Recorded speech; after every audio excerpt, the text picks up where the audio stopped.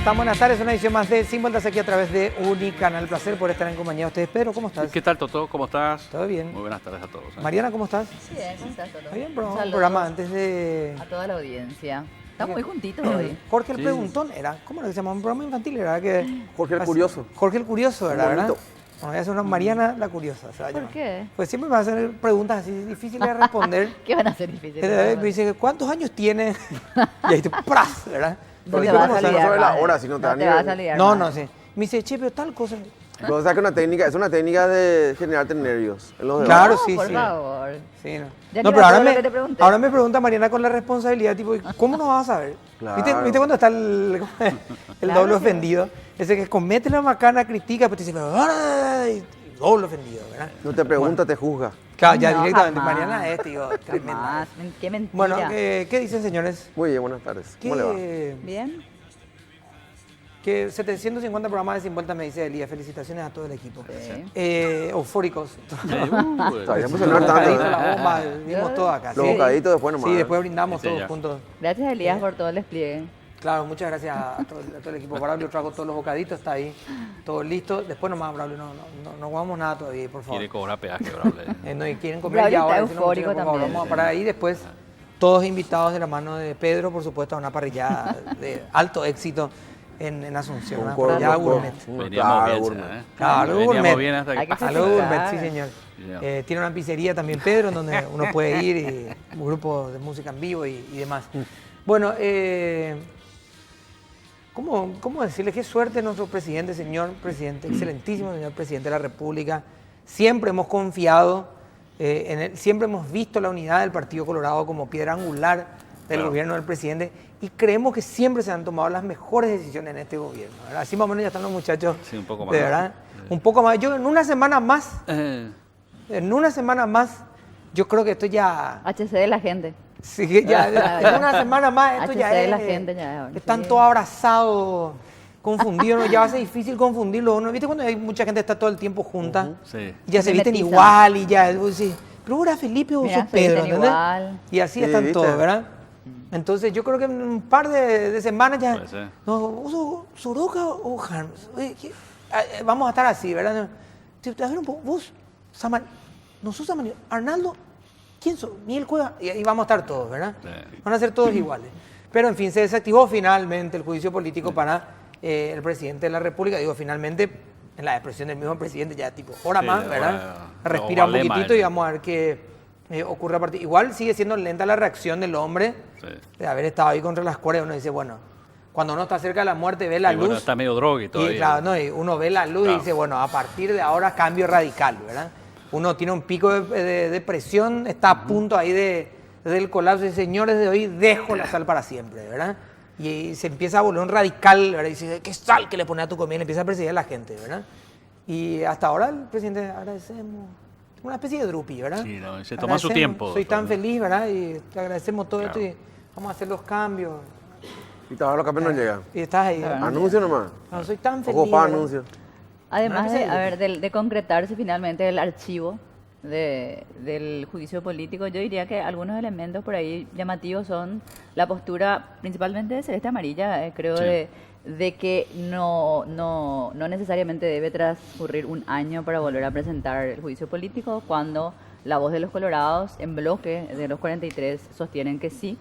Y bueno, si siguen manteniendo los 43 votos, digamos que ante un posible nuevo escenario, eso definitivamente se va a Ella desactivar. dijo, claro, uno que acá quieren ponerlo así como la justicia penal, qué sé yo, él decía, no, lo que pasa es que lo que acá se rechazó fue la posibilidad de un juicio, o sea, no se hizo.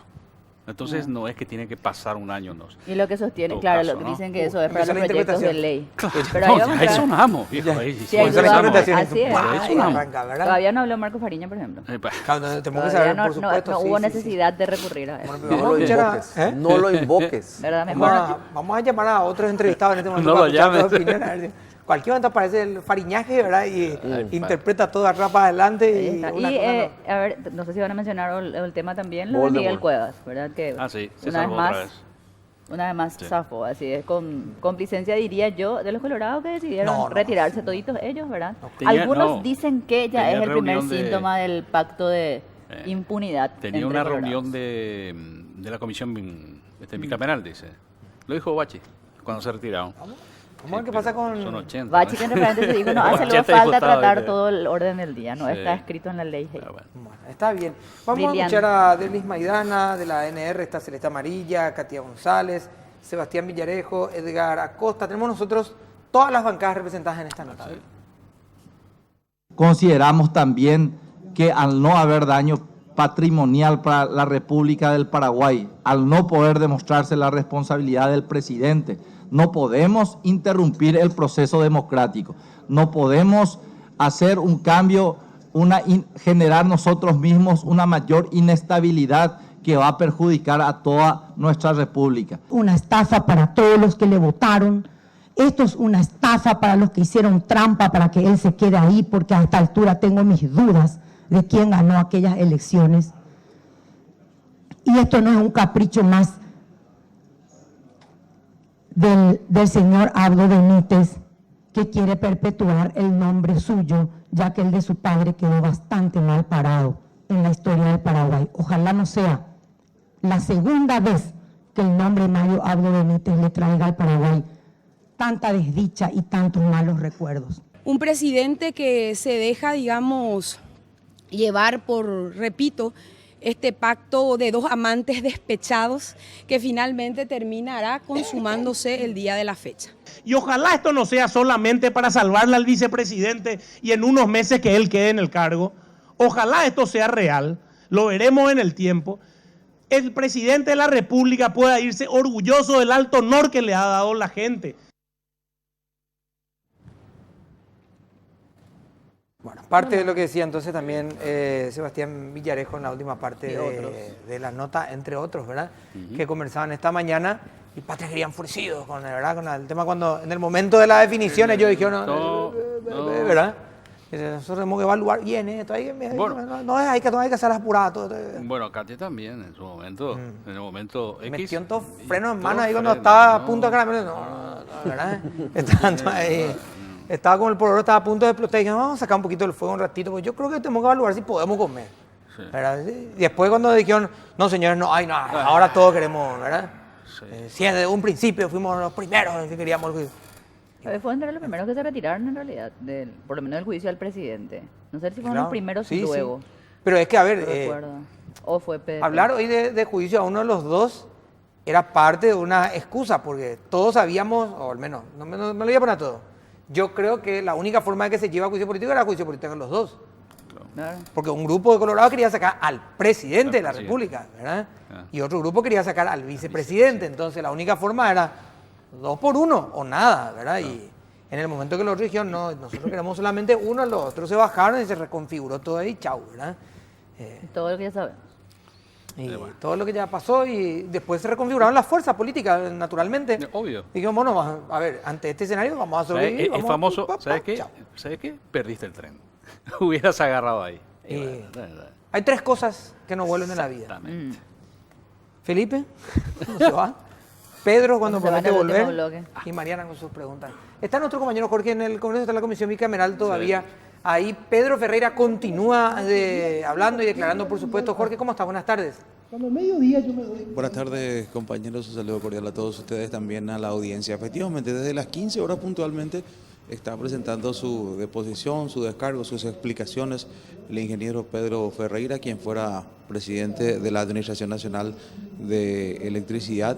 Bueno, y está explicando básicamente punto por punto, parte por parte, todo lo que fue el tema del acuerdo. Luego de esta exposición de prácticamente 4 horas, se abrió el espacio a las preguntas y respuestas. Está respondiendo de manera puntual el ingeniero Pedro Ferreira a las consultas que se le van haciendo por parte de los 10 integrantes de la Comisión Bicameral de Investigación que analiza el acta bilateral entre Brasil y Paraguay. En ese sentido, por ejemplo, decía el ingeniero Pedro Ferreira que desde un principio fue él y la institución a su cargo la que pidió que se declare prácticamente nula esta acta bilateral firmada con el Brasil el 24 de mayo, porque considera de que, bueno, no se podía, digamos, ceder en un derecho de la ANDE a negociar con el Brasil y específicamente con Electrobras condiciones que eran desfavorables para Paraguay y que en esencia por lo que es el tratado y por todos los, digamos, factores que regulan este tratado también, le otorga la posibilidad a la ANDE de hacer, digamos, estas compras de manera preferencial. Y luego, en segundo lugar, Electrobras es el que tiene, digamos, la potestad de hacer alguna especie de contrapropuesta. Pero decía e insistía el ingeniero Pedro Ferreira en que esto es potestad de la ANDE y de ninguna otra parte. Por eso es que desde un principio se demostró, digamos, ante toda esta situación contraria a todo esto, al punto de que él termina renunciando por todo esto. Pero en uno de los momentos tal vez más álgidos, más vehementes durante esta exposición por parte del ingeniero Pedro Ferreira, fue en un momento dado cuando él se refiere a todo, digamos, el relacionamiento que tuvo él con el vicepresidente de la República, Hugo Velázquez, y con quien a quien él, digamos, le presentaron a José Rodríguez como el representante del vicepresidente de la República en las negociaciones.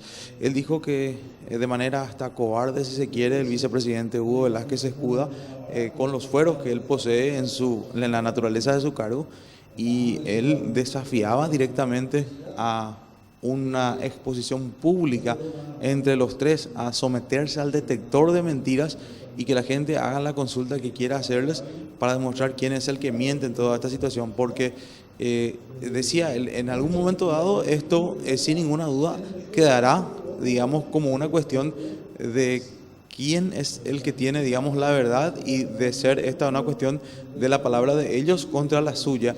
Porque, bueno, desde un momento dado incluso la forma de negociación se trató de salvaguardar bastante, se manejó esto con un secretismo porque la Cancillería propiamente lo había solicitado que se realice de esta manera. Esto es atendiendo a algunas publicaciones periodísticas, decía él, que lograron filtrar las primeras propuestas y el inicio de las conversaciones, que ha motivado, digamos, que se dé este carácter según lo solicitaba la Fiscalía.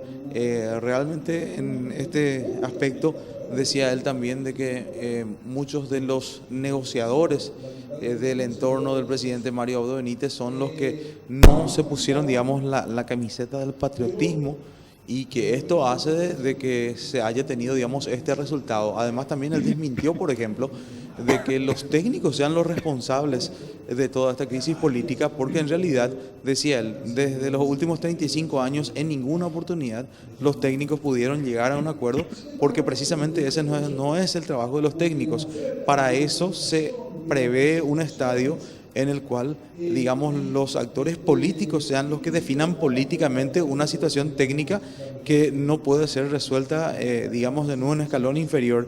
Y es cuando fracasa esta negociación técnica, esta negociación política, cuando, digamos, se hace una entrega de la soberanía energética y se tal vez desplaza a la ANDE en sus derechos de poder contratar energía a un costo, digamos, preferencial para la ANDE de nuestro país. Entonces es allí donde se genera esta crisis, y encima en un torno, encima, decía él, en un marco de muy poca transparencia y muy poco patriotismo por muchos de los actores. Pero vamos a escuchar lo que en estos momentos manifiesta, por ejemplo, el diputado en estos momentos, el diputado Justo Zacarías, quien está haciendo uso de la palabra y quien está haciendo algunas consultas al ingeniero Pedro Ferreira, si les parece. A ver, adelante. Llaveado, con mucho celo. Sin embargo, y ahí me sale en rima, José lo sabía. Y ahí sí recuerdo, pero después me voy a referir un poquito más al tema también. En otra pregunta lo mencionó el compañero Colin Soroka, el artículo 68 de la Ley de Función Pública, donde habla de secretos sobre actos vinculados a la función que uno desempeña. Alguien falló, y también es una cuestión que hay que investigar, porque a mí me parece que dar a conocer a alguien que viene, aunque sea recomendado del Papa, darle a conocer algo tan estratégico, me parece que no fue prudente. Y en el sentido también del conocimiento de las informaciones, y ahí sí ya voy a la pregunta, mi querido ingeniero, quisiera saber dos cositas respecto de este punto C. Si tomaron, ¿cuándo tomaron conocimiento, si usted tiene conocimiento, evidentemente, cuándo tomaron conocimiento el presidente, el vicepresidente y el canciller. Y de este punto 6, la negociación de la venta de energía, si el vicepresidente en algún momento considera usted que le solicitó o le exigió alguna cuestión que usted considere que esté fuera de los trámites normales que llevan a una posibilidad de venta de energía o de una negociación futura. Bueno, voy a tener que contestar algo que no me preguntó, solamente. Bueno, parte de lo que dice el ingeniero Pedro Ferreira también ahora en la respuesta sobre la pregunta que le hacía el diputado Zacarías. Nosotros vamos a hacer una pausa, Jorge Guillén va a continuar, por supuesto, en el lugar y los detalles para el noticiero de Unicanal. Marina, tenés un consejo para nosotros. Así es, si están buscando tecnología y exclusividad para su hogar, Midea presenta la opción número 1 en el mundo, la línea alta gama Side by Side que ofrece 3 años de garantía. Hace que abrir la heladera sea toda una experiencia, representa y distribuye Britam S.A.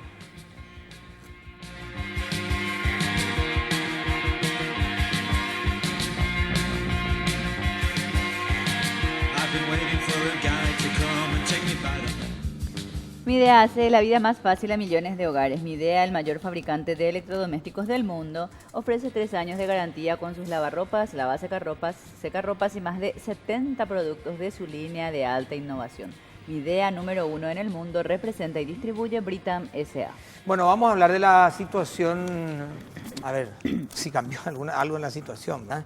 ¿Qué de nuevo se puede decir? ¿Qué de nuevo se puede Que ya decir? no hemos dicho, ¿verdad? Salvo que lo ocurrido en el centro educativo de Itagua demuestra o grafica un poco parte de la realidad que por lo menos no era pública, no se mostraba que los motines también se generan aparentemente por una cuestión de circulante dentro y cuando se corta el suministro, como en todas las cárceles del país, ¿verdad? Además, el control que no se pudo hacer en Tacumbú porque había una parte...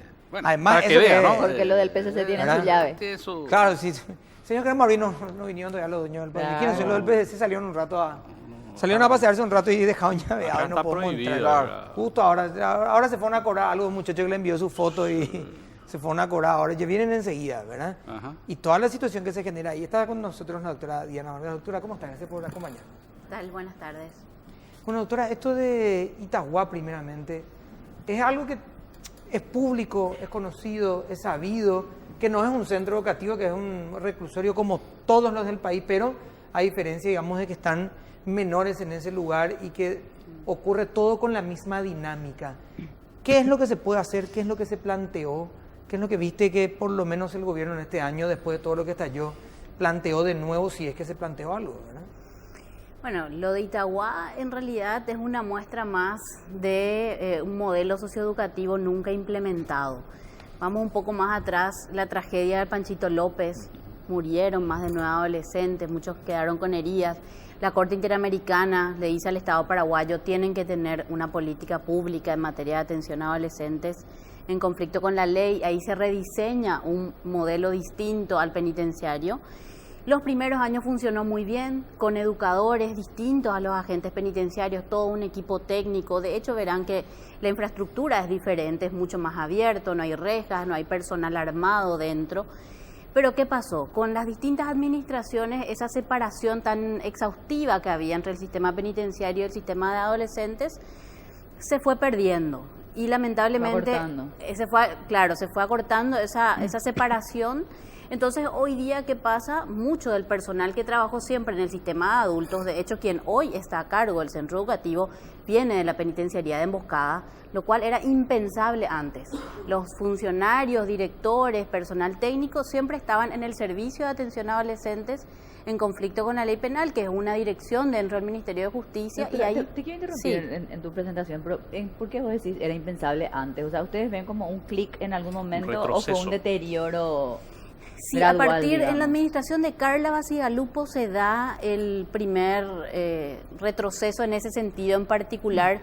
Hubo una modificación del organigrama y no se les ocurrió mejor idea que poner el Servicio de Atención a Adolescentes Infractores dentro de la Dirección General de Establecimientos Penitenciarios, y ahí es donde se da una gran migración. Los castigados del sistema de adultos pasaban a trabajar en el sistema adolescente, que tiene otras particularidades. Hoy día no están juntos propiamente, pero sí el SENAI, que es esta dirección especializada, perdió mucha fuerza y mucho personal. Como decía, el director, después de una intervención de hace unos meses, el director actual es un antiguo personal del sistema penitenciario de adultos, y eso hace la diferencia. Vi unas fotos tremendas que tengo acá del procedimiento posterior a lo que ocurrió ayer, con adolescentes casi desnudos, todos cuerpo a tierra, con el frío que hacía, apuntados con armas de fuego. Eso realmente yo hace mucho tiempo que no veía. Doctora Cecilia Pérez, ¿cómo está? Gracias por acompañarnos. Mil disculpas el trastorno en tu agenda diaria. Gracias, doctora. Buenas tardes, todo y a la audiencia también. Encima que ni pero le estoy pidiendo, te hace bullying. ¿Qué es lo que pasa? Le estoy pidiendo disculpas. Públicamente me pide disculpas, pero no, hace rato me eso, claro. Pero eso es notable. Uno dice, mensaje. Pero me tenés que pedir disculpas. No, pero así no. Pero, ¿cómo quieren, verdad? No, yo a ustedes ya no les entiendo luego para empezar. No que aceptaron mañana. ¿Cómo? Aceptanos. Thanos. Ojalá fuera Thanos. Sí, chao, te limpia otra vez. Doctora, ¿qué hacer con un análisis, digamos, que parte de una tragedia tremenda que tuvimos hace poco, que grafica la violencia con la que se viene el sistema, y semanas o meses después decimos, bueno, vamos a hacer una intervención, llegamos y no. Resulta ser que los mismos que hicieron todo lo anterior hoy tienen la llave de los pabellones, no se puede ejercer, digamos, ningún tipo de procedimiento dentro. Se calmó nomás el tema, el juicio político hizo que se hable de otra cosa. ¿Cambió algo? ¿Se movió alguna ficha? ¿Cómo ves, digamos, desde afuera? Mira, el tema de Tacumbú es un tema particular, ¿verdad? Permea todo el sistema, pero Tacumbú es un mundo aparte, básicamente, ¿verdad? Hacer un procedimiento así, sin hacer un trabajo previo de inteligencia penitenciaria, donde no se filtre la información del allanamiento, pero que se aunen esfuerzos y se intercambien datos, por supuesto que va a tener este resultado, ¿verdad? Uno se va a allanar nomás como si fuera que se va a allanar un... No, es que entra nomás. No funciona así el sistema, ¿verdad? Y pudo haber pasado algo más grave, pudo haber gente muerta, y no solamente los internos, estoy hablando del otro lado, ¿verdad? Entonces el trabajo, si se va a hacer, se tiene que hacer bien y coordinado. Si no, parece que es un atropello para hacer un poco de show. Si hubiera salido bien, hubieran sido los ídolos probablemente, ¿verdad? Pero salió mal y bueno, no pudimos avanzar por esto y terminó siendo un trabajo, un fiasco, ¿verdad? Porque en eso termina, ¿verdad? No puede ser que en un lugar donde en teoría tiene que dominar el Estado, el propio Estado no pueda ingresar. Ahora, es una realidad. No podemos mentir nosotros diciendo, si tenemos una relación de un agente penitenciario versus cada 100 internos, no podemos decir que el agente penitenciario controla el centro penitenciario. Es imposible en la práctica, pero eso también ayuda y facilita un montón de situaciones que sabemos que se dan diariamente, ¿verdad? Que tienen mucho que ver con la corrupción y con cómo funciona el sistema. El que tiene celular porque el guardia le permite que tenga celular, y eso probablemente tiene un costo. Y también lo que ingresa porque se permite el ingreso, ¿verdad? Y después está la otra cara. Encontramos en este estado que hacemos ahora, no es tampoco ser implacables y decir vamos a cortar, porque cortar te va a generar otro tipo de crisis. Cortar de golpe el suministro de lo que hoy está ingresando, sea droga o alcohol, porque la gente que consume alcohol dentro de los centros penitenciarios no consume a modo social como consumimos nosotros afuera, consumen probablemente a un nivel de alcoholismo. Entonces, cortar un suministro de golpe para presentarse implacable tampoco es la solución. Van a tener otro tipo de crisis que no van a poder administrar porque no tienen la capacidad para administrar una crisis que pueden provocar ellos mismos. Entonces, lo más sensato, el fiasco de hoy al final fue una decisión sensata para evitar mayores muertes. Claro, no decir vamos a romper el candado y entramos acá porque somos la autoridad. Felipe, Pedro y Mariana, por favor. Felipe, adelante. Doctora Vargas, la doctora Pérez al final decía no tienen capacidad, y decía de manejar la crisis. Yo te quiero acortar la pregunta. ¿Hay capacidad? ¿Para administrar una crisis o para administrar el sistema penitenciario? Para lo segundo.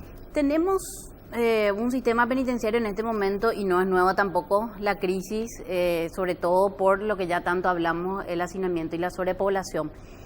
Un factor que es transversal, que tiene que ver con capacidad o no de administrar crisis, es la corrupción. O sea, esa es una realidad, y más allá de las expresiones de deseo que puedan tener las distintas administraciones, la corrupción sigue intacta. Entonces, de algún modo, este estado de cosas donde hay un autogobierno de parte de las personas privadas de libertad, donde no hay una clasificación por peligrosidad, reincidencia, tiene que ver justamente con el conveniente manejo corrupto que existe dentro del sistema. Entonces, partiendo de esa premisa, difícilmente se puede administrar cualquier crisis. Hay iniciativas puntuales, muchas de ellas interesantes, algunas con mucho glitter, pero con poco contenido. Sin embargo, si no se realmente aborda la corrupción, ninguna medida va a ser efectiva. Vamos a hacer una pequeña pausa y vamos a seguir, por supuesto, hablando del tema. Mariana, tenés un consejo para nosotros. Así es, porque Bristol sorprende nuevamente con una increíble oferta para aprovechar, y esto, por supuesto, es solo por hoy. Televisor AOC LED HD de 32 pulgadas, el precio normal es de 18 cuotas de 150.000 guaraníes, y la oferta solo por hoy 18 cuotas de 72.000 guaraníes. Reservalo llamando al 519-4000, escribí al WhatsApp 0991-670-000 o acércate a cualquiera de nuestras sucursales en todo el país. Bristol, la mejor casa de electrodomésticos del país.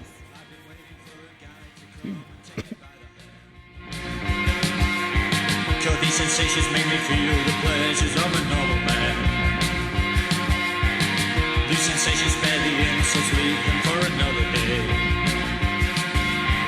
I've got the spirit, lose the feeling, take the shock away.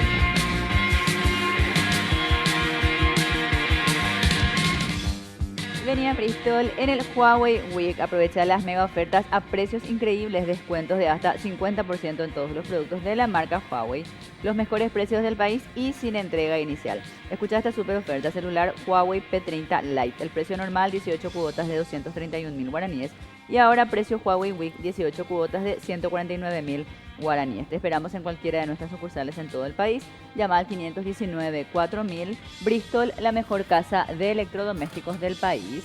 Y desde mañana en infosnegocios.com.py también esta información con pocos cambios. Estos son los números que maneja el Presupuesto General de la Nación 2020. UIP avala la transparencia del programa de fortalecimiento para pymes. Todo esto y mucho más, por supuesto, en infosnegocios.com.py. Mariana, en un ratito. Pedro, por favor. Sí, Diana, bueno, lo que decías de la ex ministra de Justicia cuando estaba en ese cargo,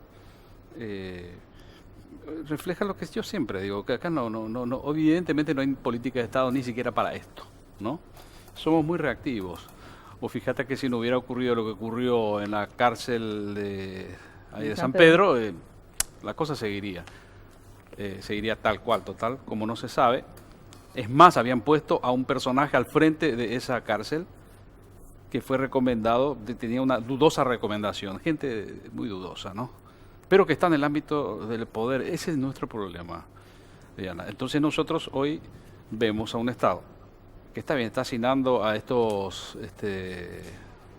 jóvenes delincuentes, no sé cómo los califican, infractores. Adolescentes.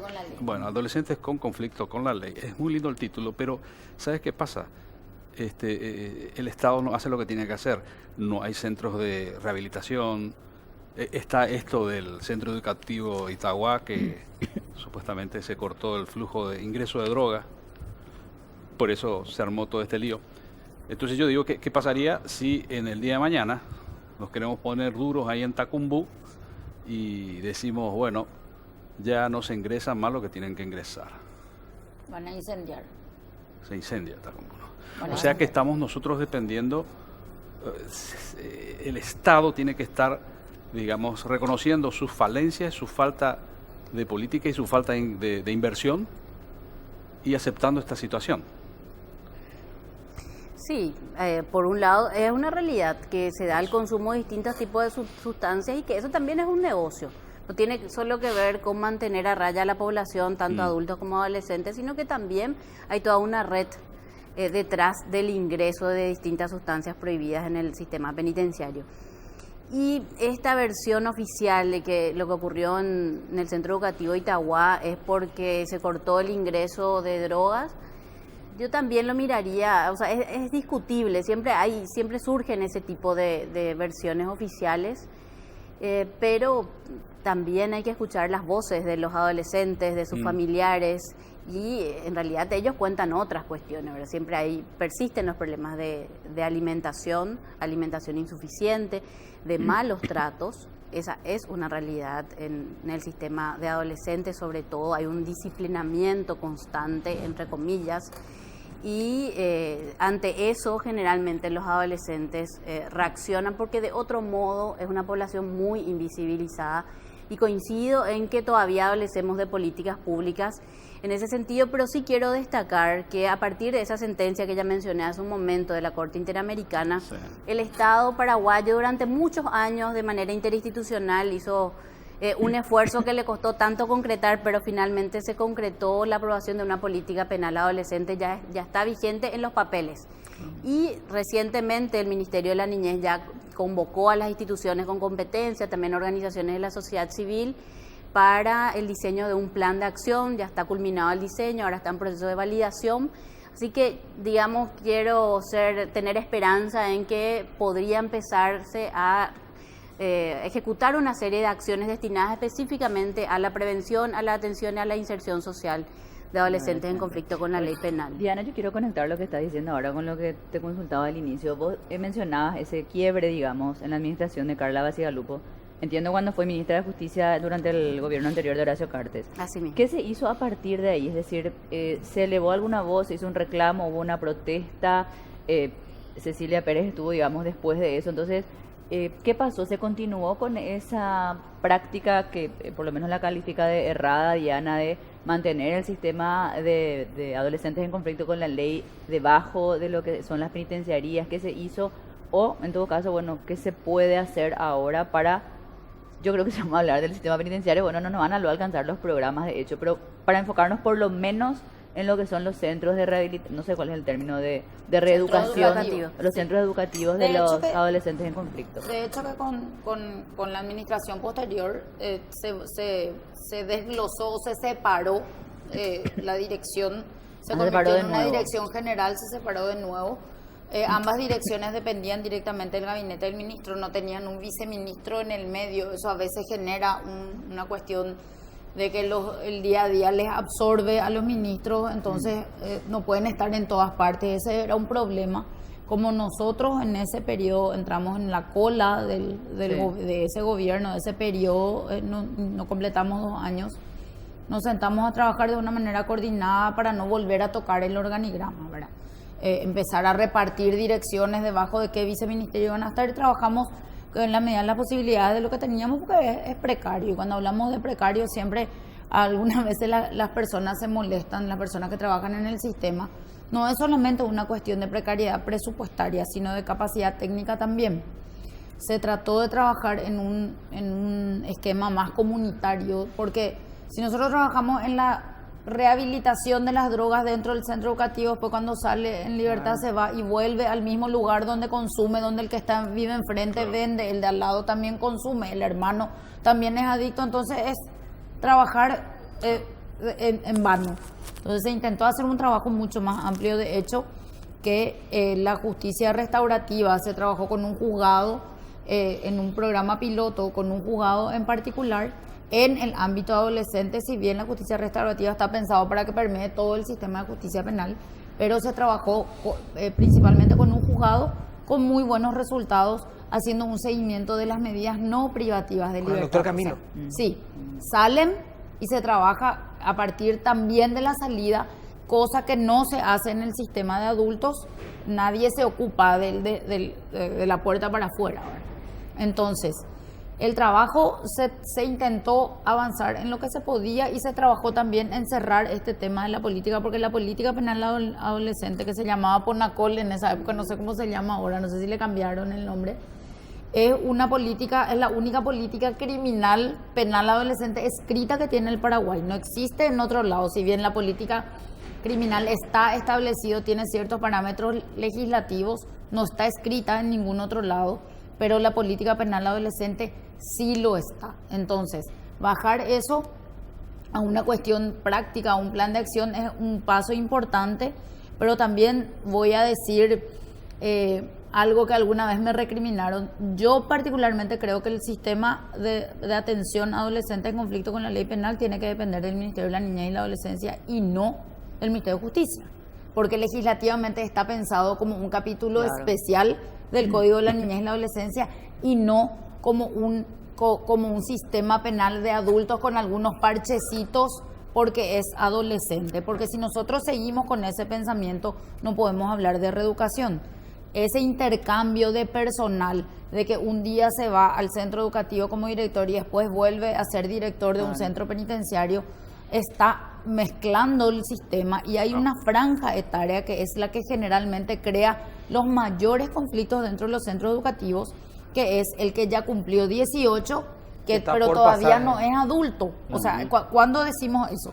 Es el más grande dentro del centro educativo, pero en el sistema de adultos es el más chico. Entonces, dentro del sistema del centro educativo tiene mayor fuerza o mayor poder sobre los que son más chicos en edad, que son menos maduros, que son más influenciables, pero cuando se le pasa directamente al otro sistema, es el abusado.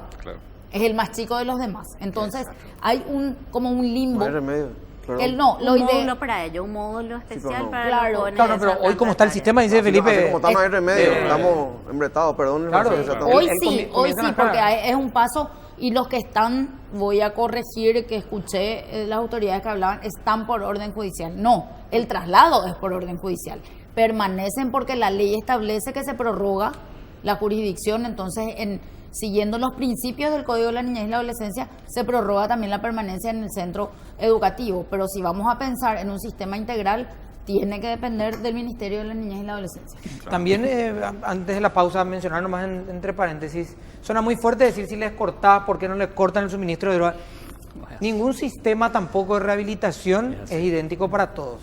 Hay sistemas de rehabilitación en el sector privado, en otros países, que no te cortan lo que consumís, ni sea medicamentos, sea de un día para el otro. ¿Te imaginas la terapia de shock no está recomendada en todos. Imagínate con suerte en este pueden tipo de estar consumo. ahí parados, imagínate si van a estar Y por eso le digo, con este terapias de rehabilitación. Porque uno dice, córtenle la droga. A ver, ningún sistema médico tampoco, es decir, con todo shock y le cortemos a todo. No es tampoco así. Mariana, un consejo, por favor. Así es, en Sbarro estamos de aniversario y queremos celebrarlo contigo. Durante todo el mes de agosto te invitamos a probar tu suerte con nuestra ruleta Sbarro. Es súper fácil, encontrarla en cualquiera de nuestros locales, gira la ruleta y ganate descuentos agrandados, vale otra y hasta Strombolis gratis. No te pierdas esta oportunidad de celebrar con nosotros durante todo el mes aniversario. Sbarro, pizza without rules.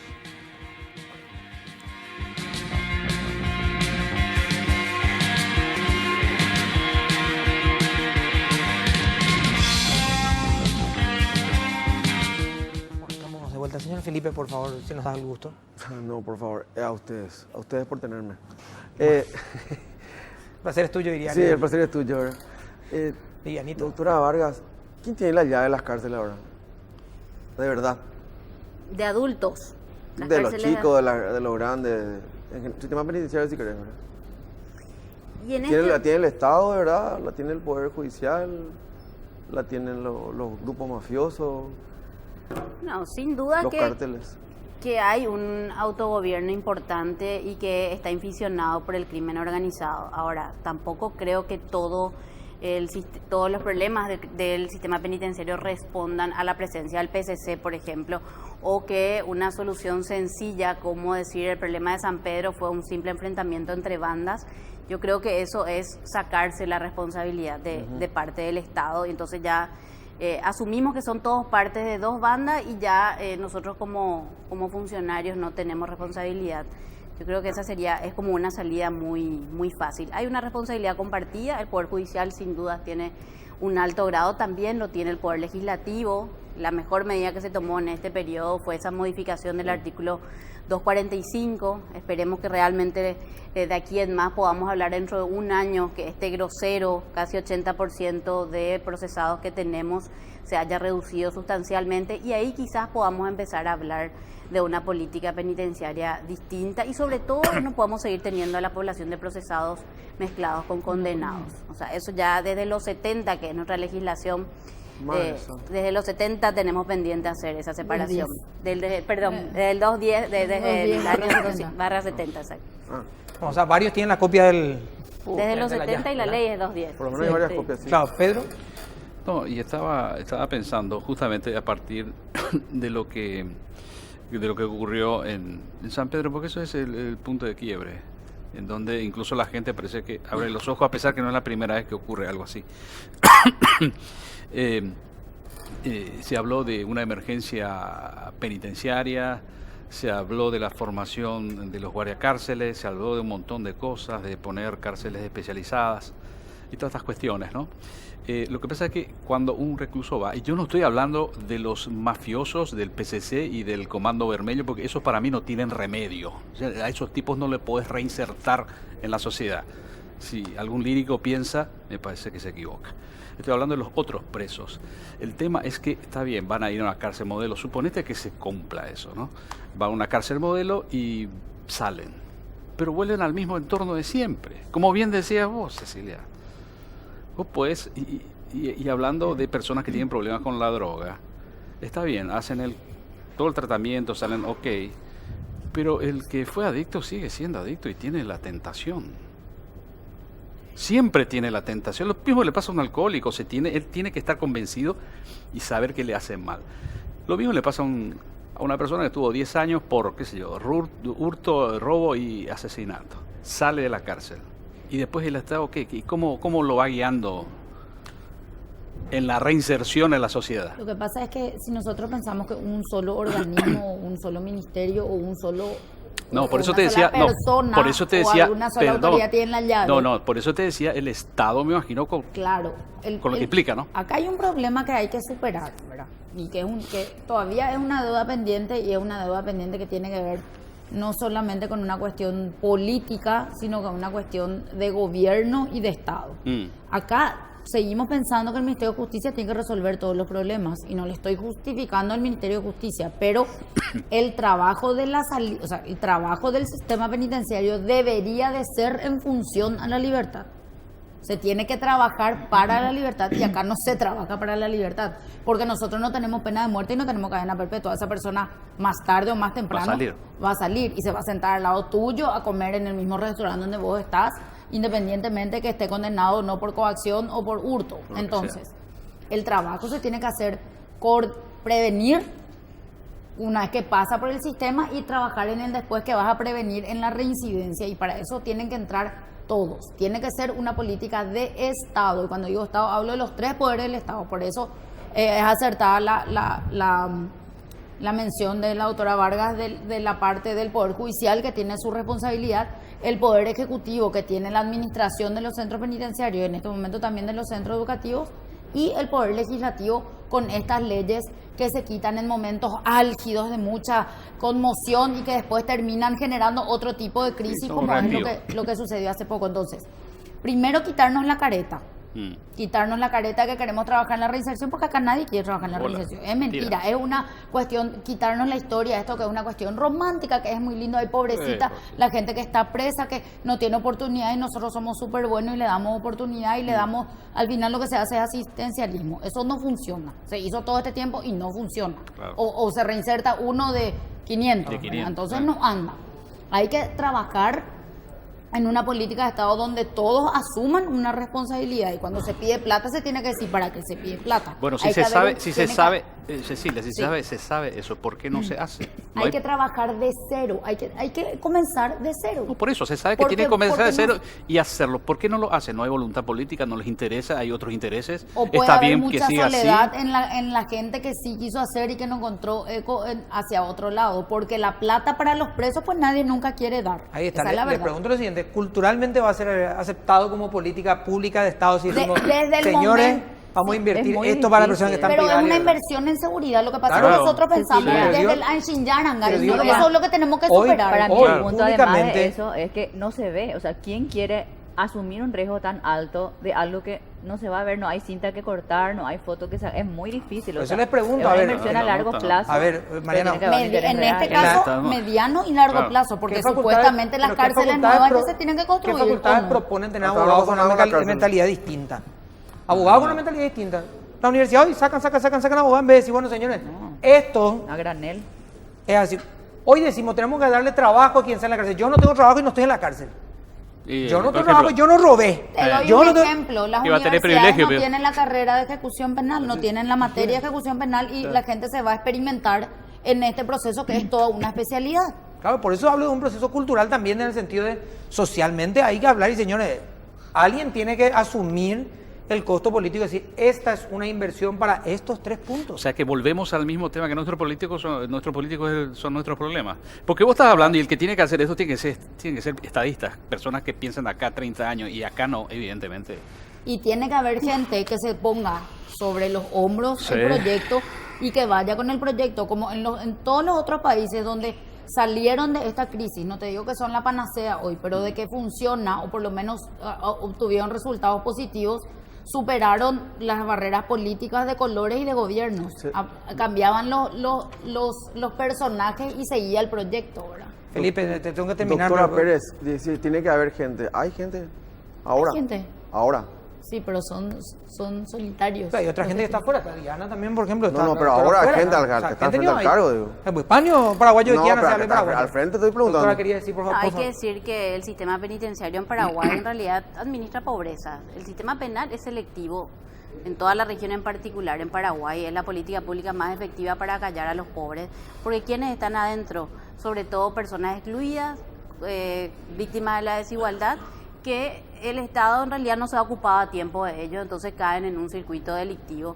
Y finalmente esa es la política que les llega. El Estado se hace presente cuando adquieren la responsabilidad penal en sus vidas. Gracias, doctora, muy amable. Gracias, doctora Pérez. Un placer que nos pueda acompañar. Gracias, señores. A La ustedes. publicación, lo mismo de Felipe. Sí, un gusto. Nos vamos a encontrar mañana. Chao. La envidia.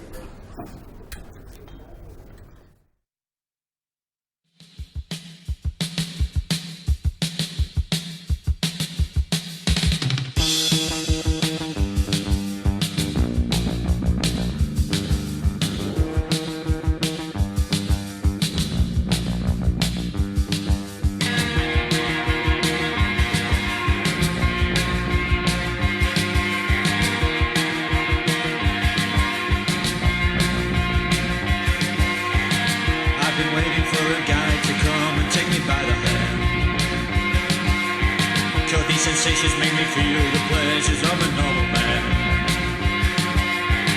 These sensations spare the end, so leave them for another day.